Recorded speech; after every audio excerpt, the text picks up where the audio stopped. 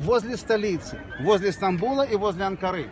Поэтому они их отправили сюда, на юг империи.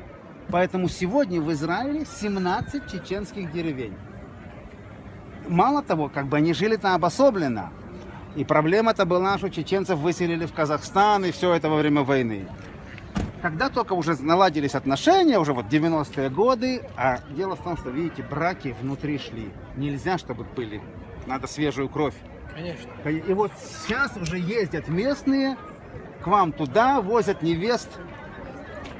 Да, очень много, особенно в 90-е годы, муллы сказали, и муфтии сказали, что надо повторять нехорошо, потому что начинаются болезни. Конечно. Да. Поэтому очень много чеченских невест привезли в начале 90-х годов сюда. Вот тут чеченцы очень хорошо. У нас... Но они чеченские, не знаю. Как? Прекрасно знают. Да? Прекрасно знают Абу-Гош. Сегодня самая большая деревня чеченская, это где-то километров 15 от Иерусалима, да, называется Абу-Гош. Там была столица, царь Дауд, да?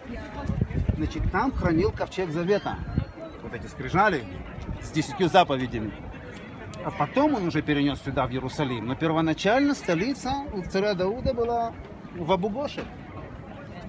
И сегодня, ну зачем сюда приехать? И сегодня в Абу-Гоше живут чеченцы. Большая. 15 тысяч человек. В одном селе 15 тысяч, да? Да, дома огромные. Ну хорошо, у нас чеченцы живут очень статусом все. А чем богато вот это место? Что вы имеете? Израиль? Да. Чем живет Израиль? Смотрите, Израиль живет за счет высоких технологий.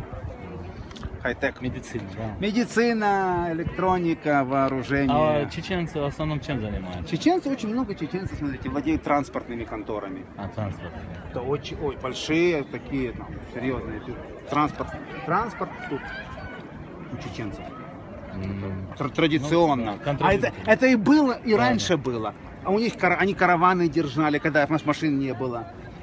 То есть Ну, понятно. жили, транспортные услуги. Это...